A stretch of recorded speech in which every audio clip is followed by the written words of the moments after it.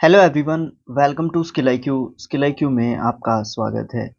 तो आगे हम जो है स्टार्ट करते हैं अपना एन लेटर से रिलेटेड हमारे WOC। ठीक है, तो चलिए स्टार्ट करते हैं। तो देखते हैं सबसे पहला जो वर्ड है हमारा वो क्या है एन लेटर से।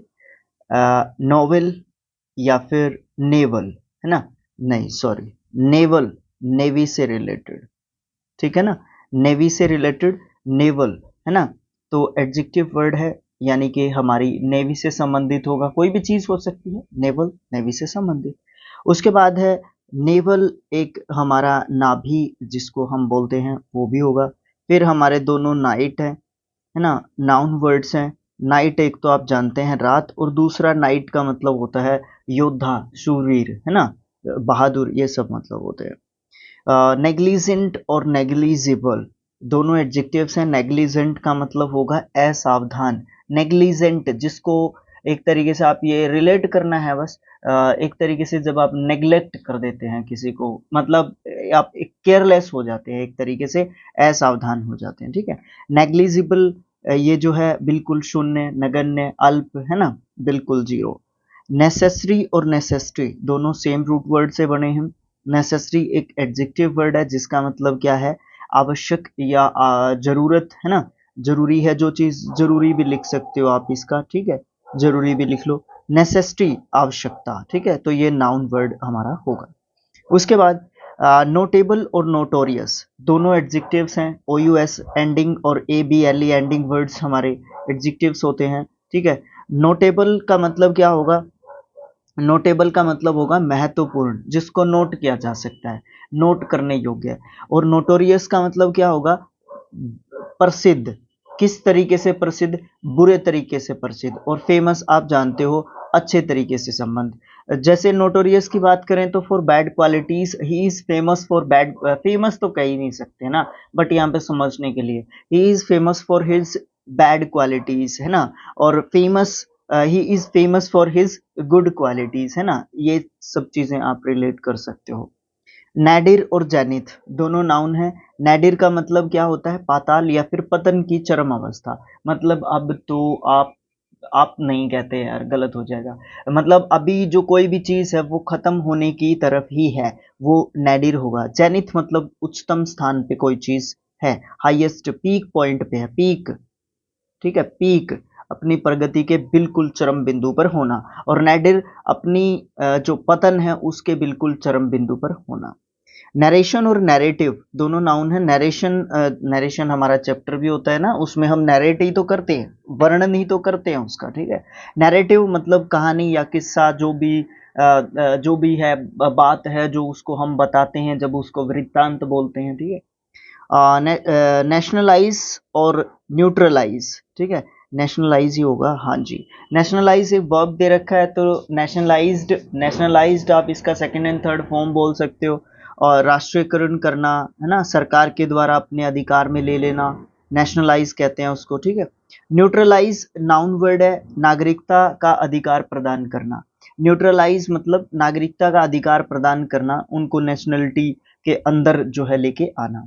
नोट, दोनों नोट है, और इसको भी हम नोट प्रोनाउंस करते हैं। नोट, ए वाला नोट जब हम बात करते हैं, नाउन वर्ड है दोनों के दोनों, तो इसका मतलब कुछ नहीं, शून्य, पूरे तरीके से असफल। नोट, NAUGHT, और वाई और लगा दिया तो नोटी, नटखट, शरारती एडजेक्टिव बन जाएगा। ऐसे चीजों के साथ मतलब रिलेट करना है आपको चीजों को। ठीक है, दूसरा ओ वाला नोट, NOUGHT, ये बहुत कम आपने लिखा देखा होगा। एक्चुअली दोनों ही वर्ड्स आपने बहुत कम देखे होंगे लिखे।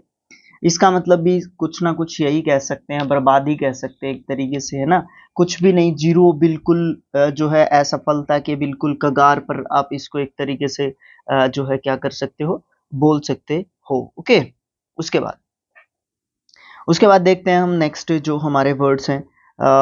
नेफेरियस और फेलोनियस दोनों अच्छे वर्ड है। नेफेरियस और फेलोनियस OUS एंडिंग वर्ड्स हैं, तो एडजेक्टिव हैं, जाहिर सी बात है। नेफेरियस का मतलब क्या होता है, बिल्कुल जो है दुष्ट, बिल्कुल घृणित, जो बिल्कुल गंदा, गंदा इन द सेंस कैसे, वो बहुत ज्यादा गलत काम करता है एक तरीके से, तो वो बहुत ज्यादा घृणित व्यक्ति है, बहुत ज्यादा दुष्ट टाइप का व्यक्ति है, बहुत ज़्यादा नेगेटिव व्यक्ति है। फेलोनियस भी कुछ इसी तरीके का होता है, वो बहुत ज़्यादा गलत काम करता है, दुष्ट है, बिल्कुल नीच व्यक्ति है, ठीक है।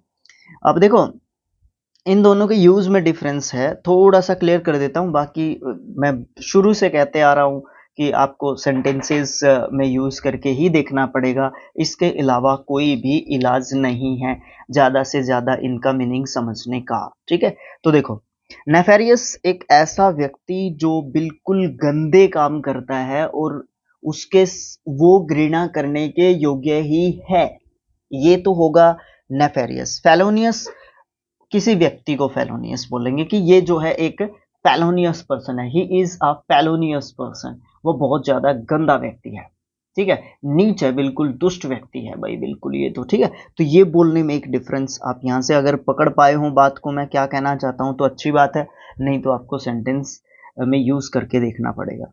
नेट और ग्रोस दोनों नाउन है, नेट का मतलब जाल और ग्रोस का मतलब 12 दर्जन या फिर संपूर्ण राशि, कोई भी जो है राशि किसी भी चीज की बात की जा रही हो, कंप्लीट। न्यूमेरियस, न्यूमरेबल, इनन्यूमरेबल, तीनों एडजेक्टिव्स है।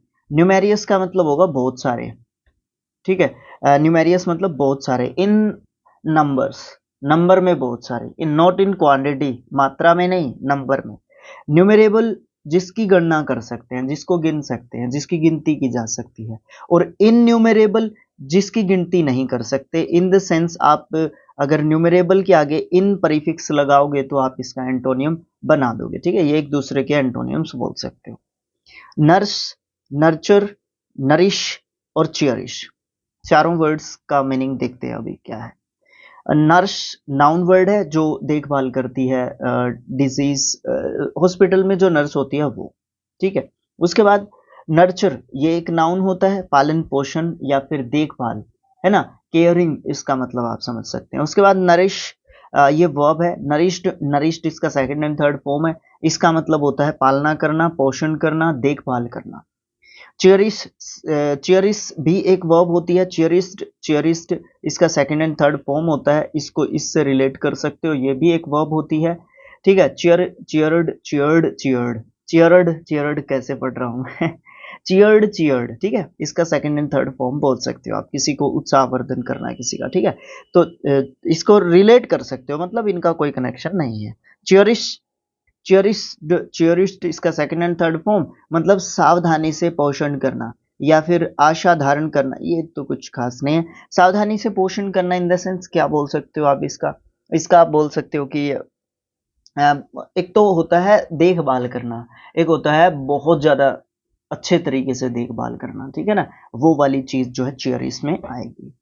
नेक्स्ट है न्यूट्रिशियस और न्यूट्रिशनल, न्यूट्रिशनल, ठीक है, दोनों एडजेक्टिव्स हैं। न्यूट्रिशन लिखोगे ना तो नाउन वर्ड बन जाएगा पोषण, पोषण, ठीक है ना, ओके। अब देखेंगे न्यूट्रिशियस, न्यूट्रिशियस एडजेक्टिव है, इसका मतलब पौष्टिक या फिर पुष्टिकर, जो हमें मतलब अच्छा, जिसमें अच्छे पोषक तत्व होते हैं, that is called nutritious food, आप ये कर सकते हो न्यूट्रिशियस फूड, है ना। अब जैसे न्यूट्रिशनल ये भी एडजेक्टिव है, इसमें भी जो है इसमें इसको हम रिलेट करते हैं न्यूट्रिशन से, रिलेटेड टू न्यूट्रिशन, ठीक है, आहार या फिर पोषण से संबंधित, है ना।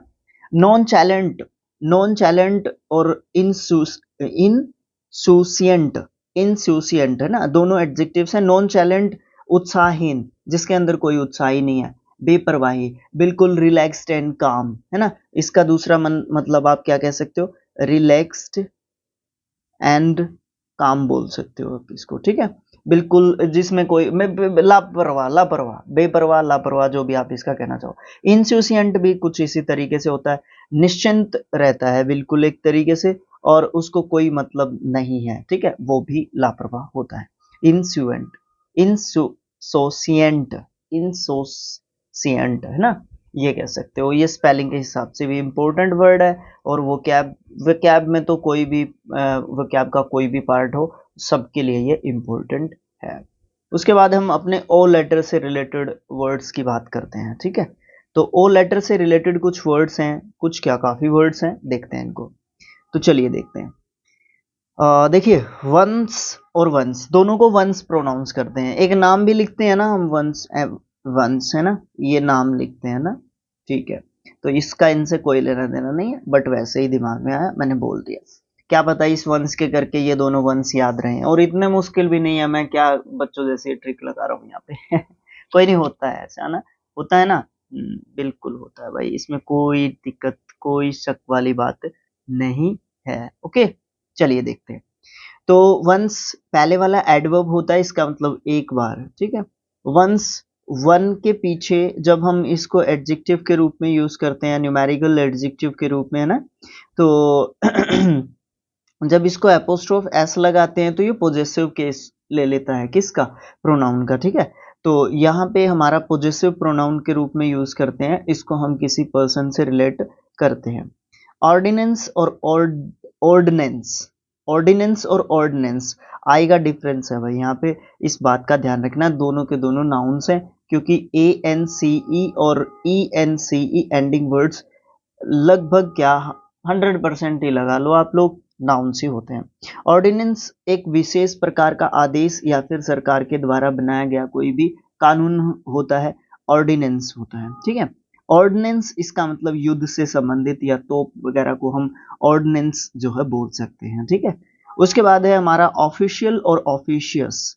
ऑफिशियल एडजेक्टिव दोनों वर्ड्स हैं, ऑफिस से संबंधित ऑफिशियल, ऑफिशियस का मतलब होगा बेकार का हस्तक्षेप आप करते हैं, एक तरीके से आपके स्वभाव में झगड़ा है भाई। मैं जब आपके यूज करता हूं ना, तो किसी भी पर्सन से रिलेट कर लेना, आप अपने आप से रिलेट मत करना, ठीक है। मुझे पता है वैसे ऑडियंस हमारी बहुत समझदार है।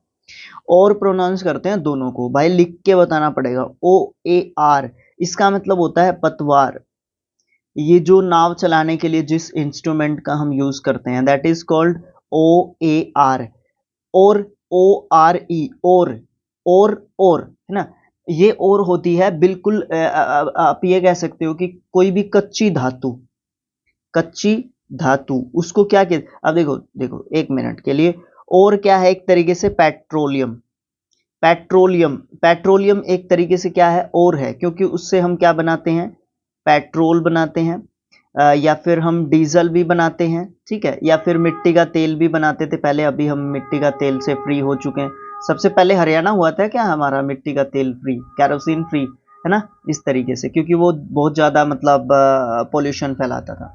तो पेट्रोल और डीजल के लिए पेट्रोलियम क्या है, एक तरीके से और है, ओ आर ई और है, और ये और क्या है, पतवार। ओडियस और ओडोरस, ओडोरस दोनों एडजेक्टिव्स हैं। ओडियस का मतलब होता है घृणित या फिर घिनौना। आप किससे संबंधित कर सकते हो ओडियस को, पीछे जो वर्ड आया था ना, एक तरीके से घृणित, कहाँ पे गया वो, ये रहा, ये रहा, रेहा नहीं रहा, नेफेरियस। ऑडियस को आप नेफेरियस से संबंधित जो है कर सकते हो, बिल्कुल कर सकते हो, ठीक है। ओडोरस का मतलब होता है सुगंधित, ठीक है। तो एंटोनियम्स में गिन सकते हो इनको एक दूसरे के, है ना। उसके बाद ऑर्डर और आर्डोर। ऑर्डर आप जानते हो, आदेश या फिर आज्ञा, अनुमति, है ना। आर्डोर क्या होता है, ये भी नाउन होता है, इसका मतलब उत्साह या फिर जोश, ये सब मतलब कह सकते हो, उत्सुकता कह सकते हो, ठीक है। ये सब मतलब ऑब्जेक्ट और सब्जेक्ट दोनों वर्ब्स हैं। ऑब्जेक्टेड, ऑब्जेक्टेड होता है जिसका मतलब किसी बात के लिए मना करना, है ना, विरोध करना, है ना, सामना करना, ऑब्जेक्ट बोल सकते हो, है ना। और सब्जेक्ट, सब्जेक्टेड, सब्जेक्टेड इसका सेकंड एंड थर्ड फॉर्म होता है, इसका मतलब किसी के अधीन होना। सब्जेक्टेड टू आपने कभी लिखा देखा होगा, है ना। जैसे हम अपनी क्या बोलते हैं उनको, क्या बोलते हैं, अभी ध्यान में नहीं आ रहा, हम अपने टीचर्स को देते हैं असाइनमेंट्स, सबमिटेड टू लिखते हैं ना, अपने टीचर का नाम लिखते हैं ना, है ना, सबमिटेड बाय अपना नाम, सबमिटेड टू अपने टीचर का नाम। तो सब्जेक्टेड टू इसी तरीके से होता है किसी के अधीन होना, ठीक है। अभी बात करते हैं इनकी सब्जेक्ट ऑब्जेक्ट, जब हम इनको नाउन के रूप में यूज करते हैं तो ये पार्ट का हिस्सा होते हैं, सॉरी सेंटेंस का पार्ट होते हैं, सेंटेंस किसी भी वाक्य का हिस्सा होते हैं, ठीक है। तो सब्जेक्ट और ऑब्जेक्ट अलग अलग जगह पे अलग अलग जो है काम करते हैं। ओब्लाइज्ड और ऑब्लिगेटेड दोनों पार्टिसिपल फॉर्म लिखे हुए हैं वर्ब के, ऑब्लिगेट और ओब्लाइज के, ठीक है। ओब्लाइज जो है क्या होता है, किसी को बाध्य करना या फिर किसी को विवश करना, है ना, किसी की मजबूरी बनाना कि तेरे को ये काम करना पड़ेगा, मीन्स करना पड़ेगा, मुझे नहीं पता, ठीक है, किसी भी तरीके से, है ना। तो वो पहले की 90s की फिल्मों में होते थे, जो हीरो होता था उसके घर वालों को उठा लेते, तो वो क्या करते थे, ओब्लाइज करते थे हीरो को कि ये तेरे को सरकार की ये चीज चोरी करके लेके आनी पड़ेगी, है ना। ऑब्लिगेटेड, ऑब्लिगेटेड होता है किसी व्यक्ति को कोई काम करने के लिए विवश करना। एक तरीके से आप दोनों का सेम मीनिंग मान सकते हो, बट ये वाला ज्यादा, ऑब्लिगेटेड जो है ज्यादा मजबूर करता है, लेकिन ओब्लाइज्ड जो है ज्यादा मजबूर नहीं करता है। अब ये इसका मतलब मेरा कहने का ये नहीं है कि ओब्लाइज्ड में कोई मजबूर ही नहीं होता, उसकी मर्जी है, नहीं, मर्जी नहीं है, ये कम मजबूर करता है, ये ज्यादा मजबूर करता है, ठीक है, थोड़ा सा स्ट्रेस का फर्क है यहाँ पे। ऑब्नॉक्सियस, नॉक्सियस और नॉइसम। ऑब्नॉक्सियस और नॉइसम तीनों एडजेक्टिव्स हैं। ऑब्नॉक्सियस वही सेम, ठीक है, घृणित या फिर घिनौना, है ना, काम किया गया है कोई, है ना, उसको बोल सकते हैं ऑब्नॉक्सियस, है ना। नॉक्सियस क्या होता है, हानिकारक, एनिस्टिकर, या फिर आप बोल सकते हो बुरा, खराब, गंदा, नुकसानदायक, ये सब मतलब बोल सकते हो नॉक्सियस के।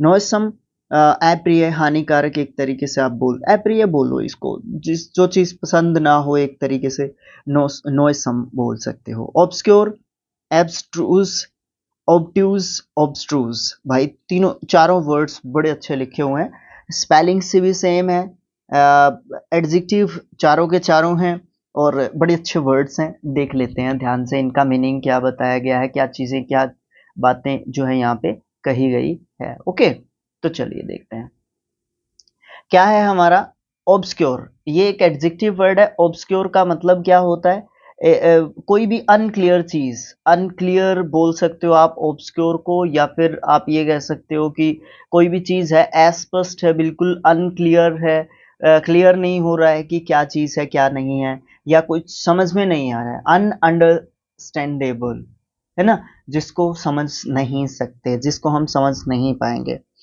एब्स्ट्रूज, एब्स्ट्रूज का मतलब होता है बहुत ज्यादा कठिन काम, बहुत ज्यादा जटिल या फिर कठिन काम जो है एब्स्ट्रूज होता है। ऑब्ट्यूज, जिस चीज की बहुत ज्यादा तेज धार हो, ना हो, ऑब्ट्यूज, ना हो, जिस चीज की तेज धार ना हो, जो तेज ना हो, ठीक है। बोथर, बोथर, बोथर तो मत करना भाई, ये हिंदी में याद नहीं हुआ है, बड़ा डिफिकल्ट वर्ड है। ऑब्स्ट्रूज क्या होता है, बिल्कुल ढीठ, जिद्दी, ये करना है तो मेरे को ये करना है, ऑब्स्ट्रूज, सॉरी ऑब्स्ट्रूज नहीं, ऑब्ट्रूज, ऑब्ट्रूज, ठीक है। उसके बाद ऑब्जर्वेशन और ऑब्जर्वेंस दोनों नाउन है, ठीक है। ऑब्जर्वेशन मतलब अवलोकन, एक तरीके से आप ध्यान रख रहे हैं चीजों की, ऑब्जर्वेशन रख रहे हैं आप, ऑब्जर्वेशन कर रहे हैं, ऑब्जर्वेट कर रहे हैं आप, एक तरीके से, ठीक है। ऑब्जर्वेंस आप ये कह सकते हो कस्टम, कोई भी परंपरा, रीति रिवाज, प्रचलन जो शुरू से चलती आ रही है, कोई भी प्रथा, है ना। ऑब्सोलेट और ऑब्सेलसेंट दोनों के दोनों एडजेक्टिव्स हैं। ऑब्सोलेट का मतलब होता है पुरानी या फिर अप्रचलित, बोल सकते हो आप इस चीज को, जो प्रचलन में नहीं है, जो ट्रेंडिंग में नहीं है, एक तरीके से। ट्रेंडिंग वैसे एक अलग चीज हो जाती है, ठीक है, जो प्रचलन में नहीं है चीज, मतलब ऑब्सोलेट। ऑब्सेलसेंट, ये क्या होता है, ये भी एक तरीके से सेम यही चीज होती है, पुरानी कोई चीज है ना, जो अभी प्रचलन में नहीं है। ऑब्स्टेकल और ऑब्स्ट्रक्शन दोनों का सेम मतलब होता है, सेम पार्ट ऑफ स्पीच होता है, नाउन। ऑब्स्टेकल मतलब बाधा, रुकावट, अड़चल, एक तरीके से आप दोनों के मतलब बोल सकते हो। ऑब्स्ट्रक्शन के भी यही सेम मीनिंग्स हैं। ऑब्स्टिनेट और ऑब्ड्यूरेट दोनों एडजेक्टिव्स हैं। ऑब्स्टिनेट का मतलब जिद्दी या फिर हठी आप बोल सकते हो, और ऑब्ड्यूरेट का मतलब जिद्दी, कठोर हृदय या फिर निष्ठुर, निर्दयी, ये सब मतलब हम बोल सकते हैं। ऑक्यूपाइड, प्री ऑक्यूपाइड एडजेक्टिव्स हैं दोनों के दोनों। ऑक्यूपाइड मतलब प्रयोग में बिल्कुल कोई चीज है, मतलब ऑक्यूपाइड मतलब कोई चीज इस टाइम पे करंटली वो यूज में है, ऑक्यूपाइड। प्री ऑक्यूपाइड मतलब विचार मगन है, एक तरीके से, या आप बोल सकते हो कि कोई कहीं तल्लीन मतलब किसी चीज में अपने ही ख्यालों में खोया हुआ या खोई हुई आप बोल सकते हो इसका, ठीक है। लापरवाह बोल सकते हो, प्री ऑक्यूपाइड, है ना। बहुत सारे मीनिंग्स आप प्री ऑक्यूपाइड के ले सकते हो। सेंटेंसेस में यूज करने पर और भी ज्यादा बेहतर तरीके से हमें जो है इसके मीनिंग्स का हमें पता चलता है। ओके, उसके बाद ऑक्यूलिस्ट और ऑप्टिशियन, भाई दोनों के अंदर बड़ा डिफरेंस है। काम दोनों का आईज से रिलेटेड है, ठीक है। ऑक्यूलिस्ट होता है आईज को देखभाल करने वाला, डॉक्टर बोल लो एक तरीके से आप, वो उनका ट्रीटमेंट करता है एक तरीके से। बट ऑप्टिशियन क्या करता है, ऑप्टिशियन आपको चश्मा दे देगा चेक करके कि आई साइट वीक है, या आई साइड नहीं होता, आई साइट होता है, साइट SIGHT, SIGHT, हाँ साइट मतलब देखना, है ना। तो क्या करेगा, ऑप्टिशियन आपको चश्मा दे देगा, ऑक्यूलिस्ट आपकी आंखों का ट्रीटमेंट करता है, ठीक है, या देखभाल करता है एक तरीके से। ओडियम, ओडोर, ओप्रीब्रियम, ओप्रोब्रियम और ओप्रोब्रियस, ये चारों वर्ड्स है, सभी को देखते हैं एक साथ, ठीक है। ओडियम नाउन है और इसका मतलब होता है बहुत ज्यादा कड़ी नफरत या फिर घृणा को हम क्या बोलते हैं, ओडियम बोलते हैं। ओडोर नाउन वर्ड है, इसका मतलब ओडोर एक जैसे गैस सिलेंडर है उसके अंदर से हमें ओडोर आती है, गंध आती है, ठीक है, वो बोल सकते हो। ओप्रोब्रियम, ओप्रोब्रियम नाउन वर्ड है, इसका मतलब आप फेमस तो हो बट नेगेटिव तरीके से फेमस हो, बदनाम हो एक तरीके से, क्लंक है, निंदा आपकी होती है एक तरीके से, ये सब मतलब बोल सकते हैं हम। ओप्रोब्रियस एडजेक्टिव वर्ड है, अपमानजनक बोल सकते हो, निंदात्मक बोल सकते हो, या फिर जिससे बदनामी मिलती है, ठीक है। उसके बाद ऑफर और प्रोफर दोनों वर्ब्स हैं। Offered, offered second and third form, इसका मतलब प्रदान करना, बदलना, प्रस्ताव देना, अर्पण करना, बहुत सारे मीनिंग्स और भी बोल सकते हो, सो मेनी मीनिंग्स।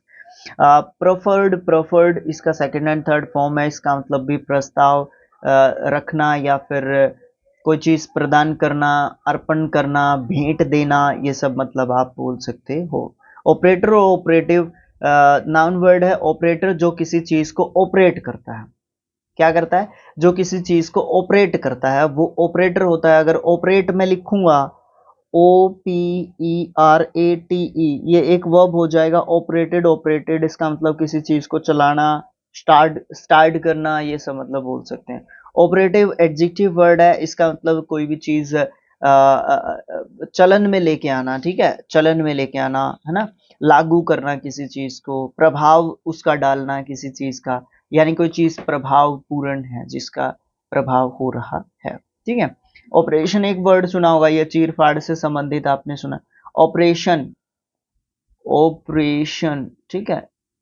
उस परिप्रेक्ष्य के हिसाब से जो है इसका मीनिंग यहाँ पे चीर फाड़ से संबंधित भी लिखा हुआ है ऑपरेटिव का, ठीक है। ऑपरेशन, रिप्रेशन दोनों नाउन्स हैं। ऑपरेशन का मतलब होता है अत्याचार या उत्पीड़न या जुल्म या फिर दमन, और रिप्रेशन का मतलब भी सेम आप बोल सकते हो, नाउन वर्ड है, दोनों के मीनिंग्स सेम बोल सकते हो, but exactly I can't say कि एक दूसरे की जगह पे आप जो है इनका मीनिंग इनको आप यूज कर सकते हो, मैं कह नहीं सकता इसके बारे में। ओरेशन और ओरिसन नाउन है। और ओरेशन, ओरेशन मतलब आप जो है भाषण देते हो, आप भाषण देते हो, ठीक है। सार्वजनिक व्याख्यान मतलब आप एक जनसभा को संबोधित कर रहे हो, तो you are a orator, orator, ठीक है, ओरेटर जो भाषण देता है, ठीक है। ओरिसन, ओरिसन क्या होता है, ओरिसन क्या होता है, ये भी एक नाउन है, इसका मतलब प्रार्थना या फिर स्तुति आप जो है करते हो जो कि भगवान से होती है। ऑर्केस्ट्रेट और ऑर्गेनाइज, ऑर्केस्ट्रा आपने एक वर्ड सुना होगा, उसी से रिलेटेड वर्ड है। ऑर्केस्ट्रेट, ऑर्केस्ट्रेट यहाँ पे वर्ब है, तो ऑर्केस्ट्रेटेड, ऑर्केस्ट्रेटेड इसका सेकंड एंड थर्ड फॉर्म आप बोल सकते हो, ठीक है। इसका मतलब सम्मिलित गायन या फिर वादन के लिए स्वर या फिर साज मिलाना ऑर्केस्ट्रेट कहलाता है। ऑर्केस्ट्रा जो गाने बजाने से संबंधित होता है, पूरा एक ग्रुप, गायन या फिर गायक मंडली, है ना, गायन या गायक मंडली, मंडली तो मैं महाराष्ट्रियन लैंग्वेज बोल रहा हूँ ना। ऑर्गेनाइज, ऑर्गेनाइज्ड, ऑर्गेनाइज्ड आप कह सकते हो। ओरिएंट और ओरिएंटेड, वर्ब है ओरिएंटेड, ओरिएंटेड इसका सेकंड एंड थर्ड फॉर्म है, किसी भी एनवायरनमेंट के अनुकूल अपने आप को एडजस्ट कर लेना। ओरिएंटेट ये भी सेम आप बोल सकते हो, अपने आप को एडजस्ट कर लेना। ओरिएंटेटेड, ओरिएंटेटेड इसका सेकंड एंड थर्ड फॉर्म होता है। ओरिएंटल, ओरिएंटल और ऑक्सीडेंटल और एक एक्सीडेंटल भी होता है, ठीक है। तो ओरिएंटल एडजेक्टिव वर्ड है, पूर्व से संबंधित, पहली चीज से नई चीज को रिलेट करना है ना कहीं साइकोलॉजी का एक नियम है ना, पूर्व पूर्व जो घटना है उससे नई घटना को रिलेट करना एक तरीके से, है ना, पूर्व एक्सपीरियंसेस से सीखना, है ना। साइकोलॉजी का एक नियम है जिसमें बच्चा पहले के अनुभवों से जो है सीखता है। जैसे फॉर एग्जाम्पल अगर बच्चा आग की तरफ जा रहा है तो आपको तो पता है कि आग जला देगी, बट उसको नहीं पता कि आग जला देगी। बट आप अगर वो बार बार जा रहा है तो आप क्या कर सकते हो, उसको एक बार है ना उसका हाथ पकड़ के आग की तरफ लेके जाओ, उसको गर्म लगेगा तो वो दोबारा नहीं जाएगा वहां पे, ठीक है। लेकिन जब दोबारा वो कभी आग को देखेगा तो क्या होगा, वो आग के पास नहीं जाएगा। क्यों? क्योंकि उसके दिमाग में क्या बैठ जाएगा कि जो पूर्व अवधारणा है, अभी मैं आपको साइकोलॉजी पढ़ाने लग गया, कोई बात नहीं, सुनना जरूरी। तो क्या है कि जो पूर्व अवधारणा है, जब आपने उसको एक्सपीरियंस कराया था आग का, तो उसको क्या लगा था, उसको गर्म लगा था, आंच लगी थी उसको, तो अभी वो उसके पास नहीं जाएगा ना। तो ये चीज है ना, तो ये वाली चीज आप बोल सकते हो। ओके, मैं कहाँ पे चला गया मैं, होता है। उसके बाद है ओरिएंटल और ऑक्सीडेंटल, तो यही इन्हीं के बारे में बात कर रहे थे। तो ओरिएंटल कुछ इसी तरीके से आप बोल सकते हो, ऑक्सीडेंटल आप पाश्चात्य या फिर यूरोपियन जो है पश्चिमी कंट्रीज से आप रिलेट कर सकते हो इन चीज़ों को, ठीक है। उसके बाद है ऑर्थोपेडिक, भाई स्पेलिंग टेस्ट के हिसाब से इंपॉर्टेंट है, ऑर्थोपेडिक और पैडियाट्रिशियन, ट्रीसियस, है ना, ये भी इंपॉर्टेंट है स्पेलिंग के हिसाब से। ऑर्थोपेडिक, ये ए के बाद ई है ना, ये कंफ्यूज करता है और कोई कंफ्यूजन नहीं आता इस स्पेलिंग में, ठीक है। ए ई ऐसे बनता है, ठीक है। तो ऑर्थोपेडिक मतलब हड्डियों से रिलेटेड उपचार के, उपचार मतलब इलाज से संबंधित है, वो भी किसका, हड्डियों का, ठीक है, हड्डियों का इलाज से संबंधित, ठीक है, ऑर्थोपेडिक। उसके बाद है पैडियाट्रिशियस, ये नाउन वर्ड है, इसका मतलब है बच्चों से संबंधित जो इलाज होता है ना उनका, उनसे संबंधित जो है, हाँ, जो तरीका होता है उसको हम क्या कहेंगे, पैडियाट्रिशियस। पैडियाट्रिशियस ही होगा भाई, कहीं गलत ना कर दें, हाँ जी ठीक है। उसके बाद है हमारे तीन वर्ड्स हैं अपने ओ लेटर से रिलेटेड, उसके बाद बी से रिलेटेड हम वर्ड्स करेंगे। ऑस्ट्रिन, ओस्टेंटियसली, ओस्टेंटियसली, ओस्टेंटी, ओस्टेंसिबली, है ना, दोनों का रूट वर्ड एक है, हाँ जी। ओस्टेंटियसली का मतलब एडवर्ब है, दोनों के दोनों, इसका मतलब होता है दिखावटी तौर पे, और दूसरे का मतलब होगा ओस्टेंसिबली का मतलब होगा प्रत्यक्ष रूप से। दोनों एक रूट वर्ड से बने कह सकते हो कहीं ना कहीं, but exactly I can't say कि एक ही रूट वर्ड से बने हुए, बट स्पेलिंग को देखते हुए ऐसा ही लग रहा है, बट कंफर्म नहीं हूं मैं तो। लेकिन मीनिंग बहुत ज़्यादा अलग है, बहुत ज़्यादा अलग है, बहुत ज़्यादा डिफरेंस है। इसमें मतलब दिखावा होता है, इसमें मतलब प्रत्यक्ष रूप से आप चीज़ को सामने रख देते हो कि देखो भाई ये है, कल मेरे को ये मत बोलना, ठीक है, दैट इज कॉल्ड ओस्टेंसिबली, ठीक है, ये चीज़। उसके बाद आउटरेजियस और आउटर, आउटर है ना, आउटर मतलब परंपरा से अलग चलना, आउटरेजियस मतलब निंदापूर्ण या फिर मर्यादा से परे, है ना, मर्यादाहीन मतलब मर्यादा से परे। आप एक लक्ष्मण रेखा है उसको आप क्रॉस कर चुके हो, ये बहुत ज्यादा गलत बात है। ऑर्नेट और ऑर्नामेंटल, हाँ जी, ऑर्नामेंटल, ऑर्नामेंट आपने सुना होगा, अलंकार या फिर आभूषण, ऑर्नामेंट, है ना, तो ये उसी से बना हुआ वर्ड है। ऑर्नामेंटल मतलब सुशोभित करने वाला, अलंकृत करने वाला, सुसज्जित करने वाला। और क्या बताऊं आपको, ऑर्नेट, ऑर्नेट जो है हमारा सुसज्जित या फिर खूब सजा हुआ, आप इसको बोल सकते हो। दोनों के मीनिंग्स कहीं ना कहीं सेम बोल सकते हो, सेम पार्ट ऑफ स्पीच भी यहाँ पे हमें देखने को मिलता है। नेक्स्ट जो पार्ट होगा उसमें हम पी लेटर से रिलेटेड अपने वर्ड्स की बात करेंगे जो कि वर्ड्स ऑफन कंफ्यूज्ड हमारे होंगे। तो ये कारवां ऐसे ही चलता रहेगा, आप भी अपना काम करते रहें, हम अपना काम करते रहेंगे। तो आपको पता है कि आपको क्या करना है, मुझे भी पता है मुझे क्या करना है ना। तो thanks for watching, thank you so much, मिलेंगे नेक्स्ट पार्ट में। Thank you so much.